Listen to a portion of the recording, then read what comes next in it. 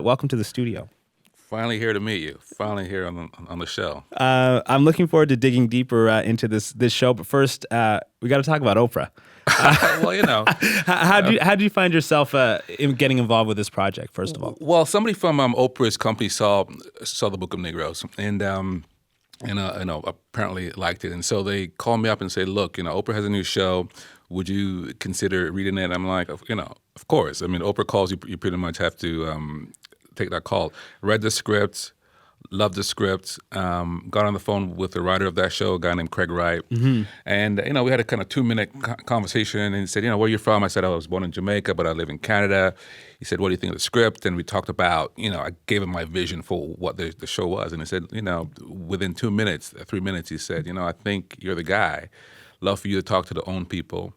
So I went through a series of interviews where I got on the phone and over Skype and gave my pitch, gave my vision for the show. And before long, I found myself in Atlanta working on a show. beautiful. And this is Oprah's first return to a recurring role on television in 25 years. Right. What do you think it was that drew her back to the small screen? Well, I think all the work that Oprah does, they're all in the same vein. I think she has a kind of brand and a kind of mission to try to figure out how to help people live a more sort of full life. And I think Greenleaf is an extension of that. It's about a family who runs a megachurch. It's about that family business. And it's about all the kind of issues around faith, issues around sinning. And I think like Oprah says about the show, she wouldn't have a good show without a lot of sin. And so I think she's curious about how to live a more fully spiritual life. I heard that your first conversation with her about the show was about the house. Right. Why is the house so important? What was that conversation like? Well, it's interesting because I went down to Atlanta, and my first day, they take me to this house, and in the script, the family lives in this house, and the house that they took me to, I didn't love it, and at that point, I hadn't really met Oprah, I hadn't really spoken to her, so I walk into the house, I'm like, I hate this house, this is not the house that I envisioned in the script, and then I'm sitting in the car, thinking about this, and my phone rings. And it's an unknown number. There's only a couple people that I know that have an unknown number. So when I picked it up, the voice said, "Clement, it's Oprah Winfrey." I'm like, "Hello, Oprah." This is my first conversation with her. She said, "Well, how's it going? How's your first day on the job?" And I said, "It's great." She said, I heard you just saw the house. What do you think of the house?" And I said to her, "I don't like the house." She said, "Why don't you like it?" I said to her, "It's adequate." And she said, "Adequate. I hate that word adequate. I don't do Oprah does not do adequate. She does not do adequate." No. And so, we got on the phone and I said, "Look, give me a few days. Let me see if I can find another house." So I searched around Atlanta. I've never been to Atlanta, but I spent 3 days driving around Georgia looking for a house. We found a house. I walked through it with my iPhone, videotaped all aspects of the house, and then I sent her the video. And I waited, and I remember I was about to go to the gym, and my phone rings, and I know it's her because I know she just saw the house, and I picked up the phone, and she says, "Bam, that's the house." And it sort of taught me something. It taught me that I spent a lot of time up in Canada. I did the Book of Negroes. I did a lot of television shows. I've done a lot of films here. And I just figured, I just have to be tell her my truth. Yeah. And be honest with her. 'Cause, that's what brought me there. Was that intimidating though, to give your honest opinion to Oprah like initially? The thing about Oprah is that when she asks you a question, you pretty much got to be honest with her. She has this way of pulling out your true self. She's very emotionally intelligent, and she's very socially intelligent. So you sense that about her. It's no accident of she is who she is because you get a sense you get a sense of her that she has a very good BS. detector. Yeah, and so I wanted to make sure that she understood that I was being truthful with her. Last Oprah-related question. Her character, Aunt Mavis on this show, she's hard drinking. She's cussing up a storm. What was it like watching Oprah do those sorts of things? Well, as a director, as a filmmaker, when I first met her, I said, look, how do you want to, because essentially she's my boss, but I'm the director, so it's very odd. Mm-hmm. So I said, how do you like to work with your director? She said, look, you tell me what to do and I'll do it. And I realized right away that she's an artist. She's a collaborator. She's not someone that dictates and who's very prescriptive. She wants to have a conversation. In the story, she doesn't really drink. It was important to her that she's not she's in that first scene. She's actually drinking club soda. Oh, okay. It's not. Okay. It's not gin and tonic. It's actually club soda. Okay. And she kind of described her character like Maya Angelou. And she talked about how with Mavis wears everything that she owns at the same time. She wears all her jewelry at the same time. So as we spent a lot of time collaborating on the character, how she would look. So we spent half a day kind of in wardrobe, and we tried out a bunch of wigs, and she tried out a lot of costumes, and then we agreed on what that character should feel like. It's like people always ask me, what is she like? What is she like? The person that you see on TV is the person that you meet in real life. There's no separation between her television self and her self in person. That's also probably a key to her success. Yeah. If you don't have to lie, yeah, all day. No, there's no sense that she is faking who she is. She is who she is, and she's authentically herself. Now, you deal with some heavy themes in this series, but it's also a juicy family drama. It's like along the lines of Empire and Falcon Crest. What's the tone you're going for with this show? Well, it's essentially it's a drama. It's a soap in some ways. It has some of the elements of those 80s shows like Dynasty, mm-hmm. which we all loved. But it also has sort of classic elements of, say, like Shakespeare, for instance. It's about a family. When I first met Craig, the writer, I talked about King Lear and how the father is like King Lear, and he has all these kids who are trying to vie, they're vying for the kingdom. I talked to him about Tennessee Williams and how the show is a bit like Cat on a Hot Tin Roof, where you have Big Daddy and Big Mama, and again, all the kids are trying to figure out who's going to take over the kingdom. And we talked about the shows like Godfather, where Grace, who comes back home, is like a Michael Corleone. He just wants to come home for his sister's wedding and then leave. But of course, he gets caught up in the family business, and he ultimately has to take over for his father. So we kind of talked about all the sort of the classic elements of trying to make it fun, make it have a classic feel, and make sure that we sort of, in a way, talk about issues around faith and spirituality and not be afraid to talk about religion.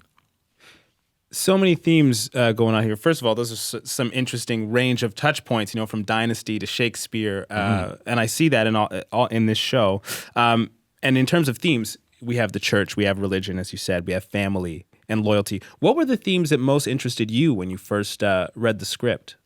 Well, I think for me, I grew up in the church. I went to church every Sunday up until around age 18 or 19, and so I'm still kind of interested in spiritual in sort of spiritual issues. And I think we all, when we find ourselves in crisis, when we find ourselves suffering, we some of us look inward and try to figure out, well, how do I find how do I surrender to the universe. So I was interested in the show from that aspect, and I was also interested in the show as a kind of family drama. The sense of how does a African American family who are very successful, how do they keep their business going? So I was interested in it from that standpoint. The show takes on some of the issues that are happening in the world today. There's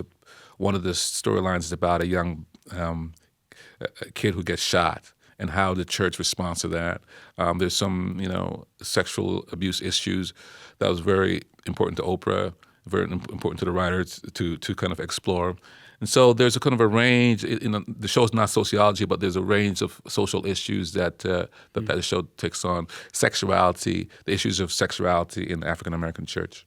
Wow. You brought up growing up in the church yourself. The church obviously has very deep roots in the African American community. You're Jamaican Canadian. I'm African Canadian, deep roots in our community as well. So this can be sensitive territory potentially. How does that play into your approach? The fact that the church can be sensitive to a lot of the audience for this show. Well, I think for me, I wanted to make a show have the approach to it as a director in a very sort of honest and open way. In some ways, being quite earnest about it. The show couldn't be ironic for me. We couldn't wink at the audience. We couldn't. I didn't want to be standing off to the sides, making fun of these characters. We had to be inside of it and really be thoughtful about it, and really try to we constantly had conversations around, okay, how do we feel about these issues and how do we represent them? And the conversations and sometimes arguments that we would have amongst ourselves are played out within the story of the show. So it was important to kind of have an honest dialogue about, how do we feel about a black cop shooting a black kid? What is the responsibility of the church around that? What is the responsibility of the church around sexual abuse when it comes to young men and young women, and really exploring it in a very deliberate and honest way, as opposed to try to and not be afraid to say the word God, which is a kind of taboo, because most of us. God, the word God, it kind of conjures up certain images in our head, and a lot of people reject that idea. And I think when we talk about God, for me, when we talk about God on the show, it's not an institutional God. It's not someone. It's really kind of a personal kind of faith. Yeah, a personal faith. One of the more thorny issues in the show as well is the relationship between the church and money.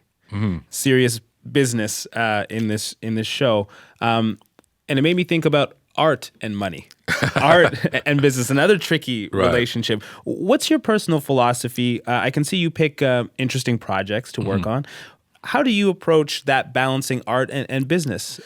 Well, as a 21-year-old artist back in the day, money wasn't something that I think about. But as an older artist now, I think, at some point you got to think about, I have a family now, I have kids. The time I have a limited amount of time. How do I spend that time, and how do I get compensated properly for that time? So, in terms of the church have always, the disciples went out after the death of Jesus to kind of like spread the word. It was in a way kind of like family business, where they went out and try to create converts, and we see it in all the churches today. And I think, in terms of the megachurch, which is something I didn't really understand or know about, the megachurch, there's a kind of philosophy around the prosperity doctrine where there's no shame, there's no sin in wanting to have wealth and good things for yourself. One of my favorite lines in the show, Lady Mae says, thank God that we don't fly commercial anymore,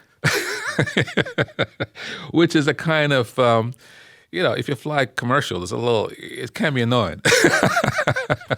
But that's a complex philosophical problem that it divides a lot of people, I think, in the church and outside of the church, that idea of money is a blessing, that prosperity idea. What are the conversations around that like behind the scenes and exploring that through this show? Well, I think the idea of money has always been a part of religion and a part of, well, how do you one relate to money? And in the Bible, they talk about, people always say the money is the root of all evil. But Oprah points out it's not love; it's the love of money. The love of money is the root of so it's not the actual. So for me, the idea of having, if you're going to run a family business and you're trying to grow your congregation from, I'm sure, as the host of Q, you're trying to figure out, okay, how do I constantly grow my audience? How do I constantly get more listeners? How do I constantly get the message out? So it's a similar idea with the church. It's like, how do I get more converts? How do I get more the message out? And oftentimes that involves money. Money coming in. And so it's, it wasn't something that we spent a lot of time on, but in terms of the actual storyline, the government is investigating the church to find out, well, how are you guys actually, using the money that the congregation is giving the church? Which is a question a lot of people out there have. So that'll be interesting for them. Just to wrap up here, what are you hoping this show does? What are you hoping this show achieves? I'm hoping that people come to the show and see it as fun,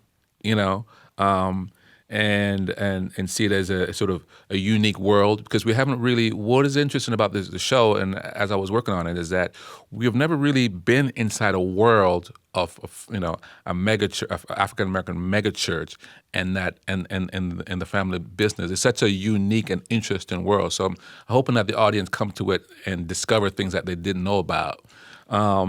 And we're hoping to entertain, and we're hoping to smuggle in some ideas. We're hoping to have people reflect on their own their own feelings about God and faith, and we're hoping that it's fun and that we have good ratings. Well, congrats on this, and thank you for being here. Thank you for having me.